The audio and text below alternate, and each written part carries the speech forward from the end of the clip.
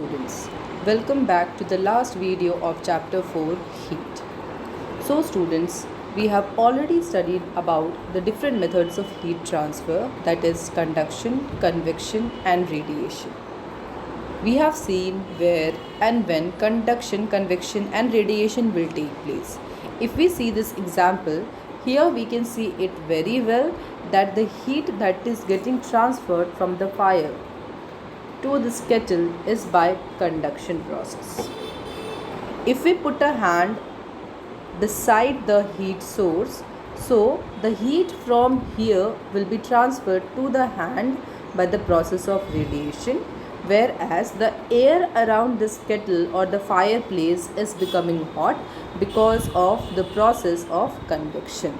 So this is about the three different processes of heat transfer: conduction, convection and radiation. So students, in conduction, what happens? The particles, that is the molecules, vibrate at the same place, and the vibration of the molecules helps in the transfer of heat from one molecule to another. So there is no actual movement of the molecule since there is no space between the molecules. So here this is for the process conduction. You can see here how the heat is being transferred from one molecule to another. Here the people are the representation for the molecule, and you can see how heat is getting transferred without the actual movement of the person from one place to another. So this is how conduction is taking place in solids. So here you can see the solids are completely packed, the molecules are completely packed, so they are not able to breathe, they are at the same place, and hence the heat will be transferred by the vibration of the molecules and not by the actual movement of the molecules.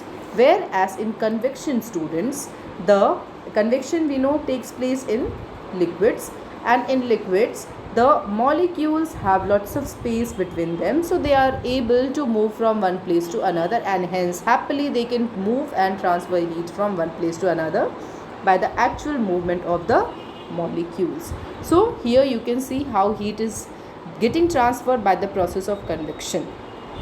So the molecule is moving from one place to another, transferring heat.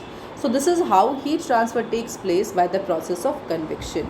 Now talking about radiation, radiation can take place in vacuum also, because in radiation no medium is required between the two molecules where the heat has to be transferred. As you can see here, the heat is transferred, or the book is getting transferred from one person to another. In the same way, heat also gets transferred from one person to another without or in the absence of in the absence of any medium also between the two objects. The only thing is that the two objects should be at different temperatures. So any object that will be hot will radiate some amount of heat. So here also same thing is happening. So students, this is all about the heat transfer. Now we have to study a very good application of heat transfer, that is a vacuum flask. Now what is a vacuum flask? You all must have seen a vacuum flask. And what is the role of a vacuum flask? It is used to keep hot water hot or keep ice cream cold, that is cold water cold. It does this by reducing or stopping conduction, convection and radiation. So let us see how this takes place, how this happens. So let us now see the parts of the vacuum flask first. So we all know that the vacuum flask has a double glass walls, silvered surface, a vacuum between the walls, insulation support and insulated cover. So let us locate all these parts on the vacuum flask. So this is the cork, this is the vacuum between the two walls. You can see two walls are there and there is a vacuum between the two walls, silvered surface, cork present, vacuum seal is present, then liquid will be inside, and this is the cork support for the entire setup. So this is the construction of a vacuum flask. Now let us understand how the different parts are helping in preventing heat. So let us understand this. So first of all, talking about the double walled glass bottle. So the space between the two walls is a vacuum first of all. This can stop energy transfer by conduction and convection. We all know that vacuum will stop the transfer of heat by conduction and convection, because both these processes require medium. When no medium will be there, heat transfer will not take place by conduction and convection. It cannot stop the transfer of heat by radiation, because radiation can take place in vacuum also. So the shiny bright silvering surface on glass wall reduces heat loss by radiation. Since radiation is not prevented by the vacuum that is generated, so it is prevented by silvering of the glass walls. Then we also have a cork stopper. So cork stopper is made of poor conductor of heat.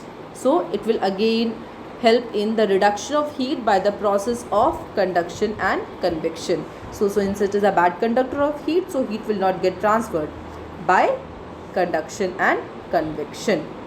So also the lid that is present is insulated, and this will again help, or it will again prevent the transfer of heat by convection. So this is how a vacuum flask is helping in preventing the transfer of heat. Once again, the vacuum between the two walls stops the heat escaping and entering by conduction.